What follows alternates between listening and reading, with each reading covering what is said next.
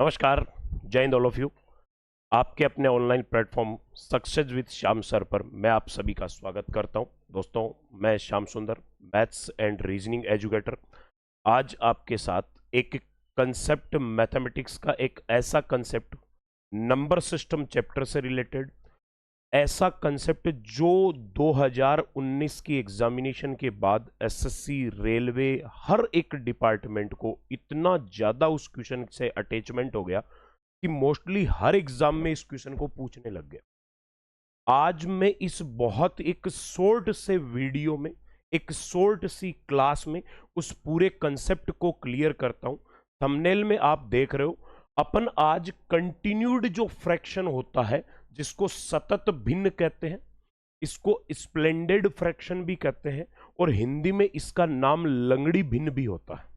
चाहे आप इसको सतत भिन्न बोल दो, चाहे लंगड़ी भिन्न बोल दो, मतलब एक ऐसा फ्रैक्शन जो रेगुलर चलता है, एक सीढ़ी की तरह, एक लैडर की तरह चलता है, ऐसा जो सतत भिन्न होता है, इसको कैसे सोल्व करना है बिना भिन्न संख्याओं को सोल्व किए हुए, बिना किसी लंबी प्रोसेस को फॉलो किए हुए, अगर डायरेक्ट अपने को ऐसे क्वेश्चनों का सॉल्यूशन चाहिए तो कैसे करेंगे। एक चीज तो दोस्तों ये समझ लेना कि कंटिन्यूड फ्रैक्शन जो सतत भिन्न है, उसकी शुरुआत हमेशा 1 + 1 - 2 + 2 - 3 + 3 से होती है। मतलब प्लस माइनस के सिंबल से इसकी स्टार्टिंग होती है।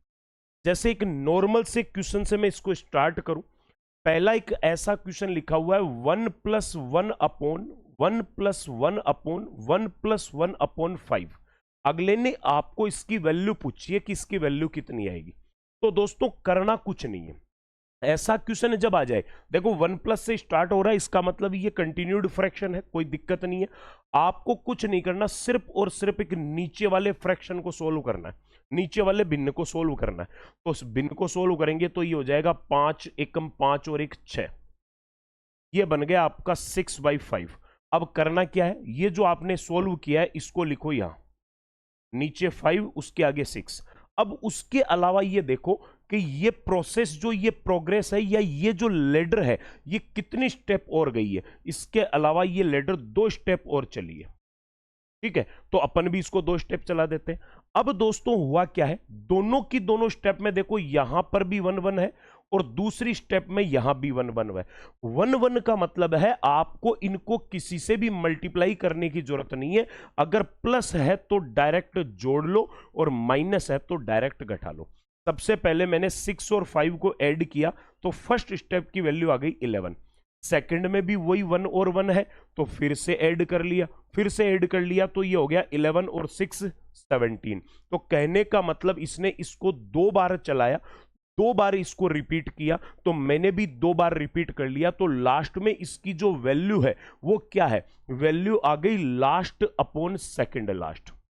ये आपके इस क्वेश्चन का आंसर है, लास्ट अपॉन सेकंड लास्ट अपनी वैल्यू हो गई, ठीक है। जैसे क्वेश्चन ये ऐसा दे दे 1 + 1 अपॉन 1 - 1 अपॉन 1 + 1 अपॉन 1 - 2/5। मैंने क्या कहा दोस्तों, 1 + 1 - 2 + 2 से अगर स्टार्ट होता है, इसका मतलब ये लेडर फ्रैक्शन है, ये एक सतत भिन्न कंटिन्यूड फ्रैक्शन है। तो सबसे पहले नीचे ही नीचे वाले को सॉल्व करो। 5 एकम 5 में से 2 घटेगा, ये आ जाएगा 3/5। अब अपन क्या करेंगे, 3/5 में पहले नीचे 5 है, फिर उसके ऊपर 3 है, ये तो दोनों मैंने लिख दिए ऐसे। अब इसके अलावा इसने रिपीट 1 2 3 टाइम रिपीट और किया है, तो मैं इसको 3 टाइम रिपीट और कर देता हूं। ये 3 टाइम रिपीट और कर दिया, ठीक है। अब देखो दोस्तों, सबसे पहली रिपीटेशन में यहां भी 1 है, यहां भी 1 है, और बीच में साइन है प्लस, प्लस है तो डायरेक्ट जोड़ लो, 3 और 5 हो गया 8, ठीक है। दूसरे वाले में यहां 1 है, यहां 1 है, लेकिन बीच में है माइनस, माइनस का मतलब है घटाना है, आगे वाले पद में से पीछे वाले को घटाना है। तो 8 में से 3 घट जाएगा, यानी सेकंड वाली वैल्यू कितनी आ गई, 5। और लास्ट में ये वाली जो है, नीचे से ऊपर की तरफ सोल्व करते हैं दोस्तों, यहां पर भी 1 है, यहां भी 1 है, अब बीच में साइन है प्लस, प्लस है, इसका मतलब अब इसको जोड़ना है। तो 5 और 8 ऐड किया तो कितना आया, 13। इस हिसाब से अपन इसको सोल्व कर सकते हैं, सबसे सिंपल मेथड है। तो आपका आंसर कितना आया? आंसर आया दोस्तों 13/5, 13/5 जो है वो इसकी वैल्यू है। आपका आंसर सीधा सा सिंपल सा आंसर आ गया 13/5। ये होती है कंटिन्यूड फ्रैक्शन। बिना किसी माथापच्ची के आप इनको बहुत इजी वे में सोल्व कर सकते हो। अब की बार देखो, 2 + 1/1 + 3/3 - 2/1 + 1/2। अब की बार इसने रिपीट किया 1 2 3 4 बार, लेकिन सबसे नीचे ही नीचे वाले को तो अपने को सोल्व करना ही है, एक स्टेप आपको सोल्व करनी है। तो ये हो जाएगा 2 को 1 से गुणा किया 2 और उसमें 1 ऐड कर दिया तो 3, 3/2। 3/2 का मतलब नीचे 2 है उसके आगे 3 है। इसको सोल्व कर लिया तो इसके अलावा ये रिपीटेशन 3 टाइम और बच गई, 3 टाइम और बच गई। तो ये लो 3 टाइम में रिपीटेशन और कर देता हूं, हो गई। अब आपको ये देखना है सबसे फर्स्ट वाली रिपीटेशन में यहां पर 3 है और यहां 2 है। यहां 3 और 2 का मतलब क्या है? इधर 3 और 2 का मतलब ये तो है आगे वाली नंबर का मल्टीपल और ये है पीछे वाले नंबर का मल्टीपल। मतलब इसको मल्टीप्लाई करना है 3 से, इसको करना है 2 से।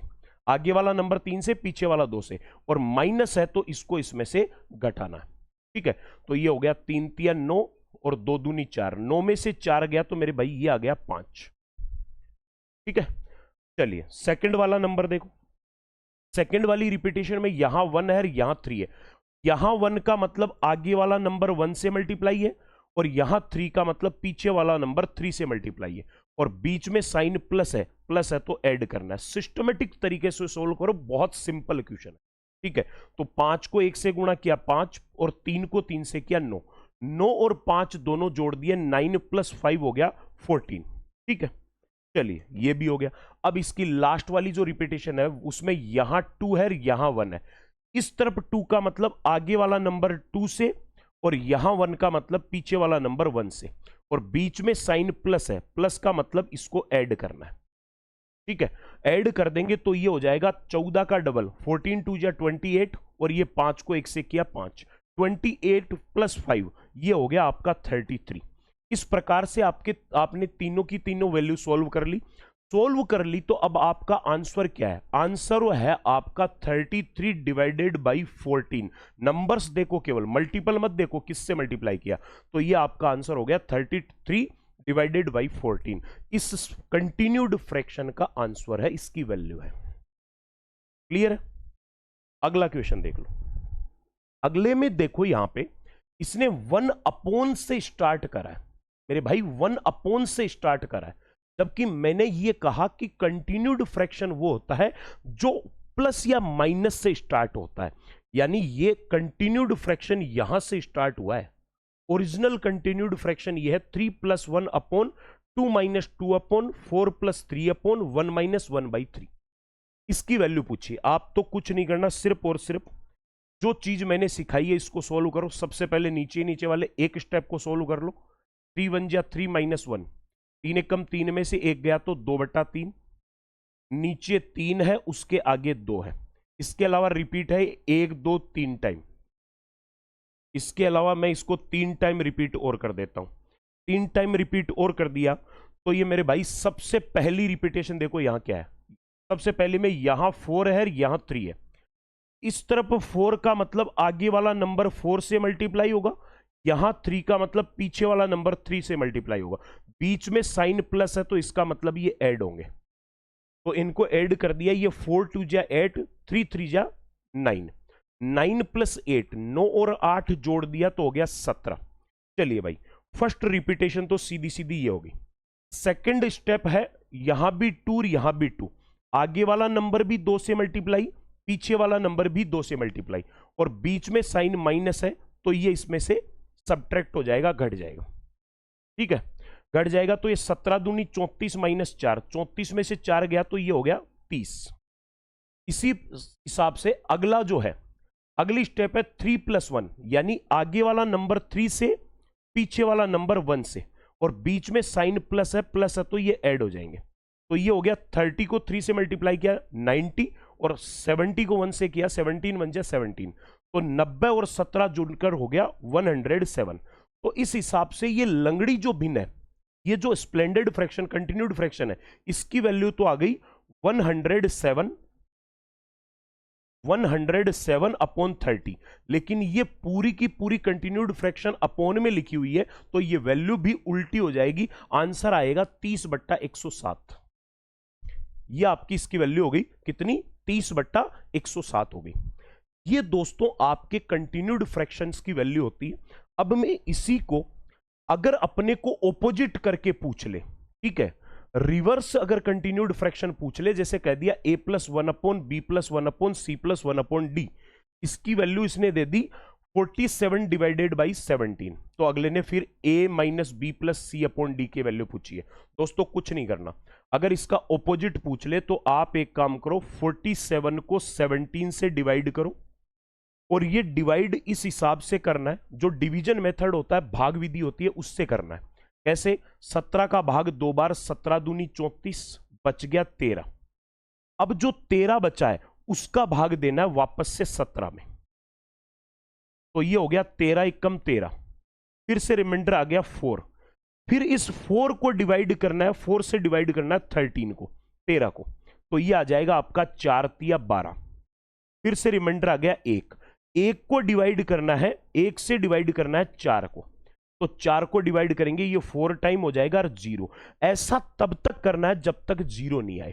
तो ये चला भाग 4 स्टेप, 4 स्टेप चलने का मतलब ये जो कोशिएंट है ना, यही आपके उस कंटिन्यूड फ्रैक्शन के लेडर वाले मान है, ABCD की वैल्यूज है। A का मान 2, B का 1, C का 3 और D का 4। तो यहां से इसकी जो वैल्यू पूछ रहा है, a-b+c, 1 का 2 माइनस B 1 प्लस C का 3 और बट्टा D 4, 3 2 5 में से 1 गया तो 4/4, 4 में 4 का भाग दिया 1। क्लियर है, ठीक है। एक आपका क्वेश्चन ये है, अब की बार वही देखो, कंटिन्यूड फ्रैक्शन शुरू हुआ है यहां से, मतलब 1 अपॉन में है, तो ये जो वैल्यू आपको दे रखी है ना 157/225, ये भी रियल में उल्टी होगी, मतलब इसका जो वैल्यू है वो तो 225/157 है, क्योंकि इसने उल्टा कर रखा है वैल्यू को।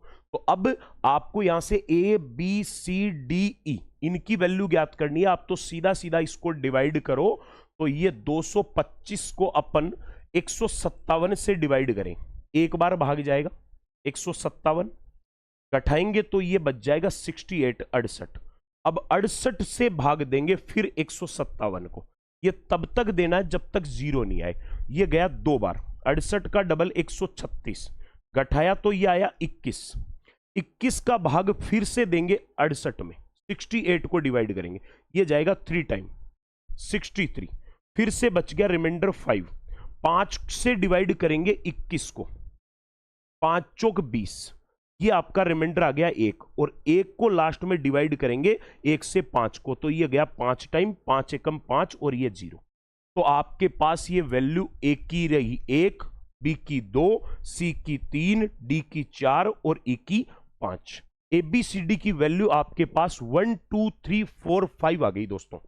ये वैल्यूज अगर आ गई तो यहां जो मान पूछ रहा है A गुणा B 1 गुणा 2 प्लस D गुणा E, D 4 है E 5 है, 4 गुणा 5, और नीचे लिख रखा है C की वैल्यू है 3, 5 को 4 से किया 20, 2 को 1 से किया 2, 20 और 2 22, 22 में 3 का भाग दिया, तो इसका आंसर कितना आया 22/3 आया। दोस्तों ये है पूरी की पूरी कंटिन्यूड फ्रैक्शन, जो 1.5 2 3 घंटे का कंसेप्ट होता है, इसको मैंने 10 से 12 मिनट के अंदर अंदर खत्म कर दिया। आज के बाद कंटिन्यूड फ्रैक्शन का कोई भी क्वेश्चन कैसे भी घुमा के दे दे, क्योंकि दो ही टाइप से क्वेश्चन बन सकता है, या तो कंटिन्यूड फ्रैक्शन देकर वैल्यू पूछे, या वैल्यू देकर उसकी लेडर के ये मान पूछे, कैसे भी इसको घुमा फिरा के क्वेश्चन पूछ ले, आज के बाद आपका ये क्वेश्चन गलत नहीं होगा।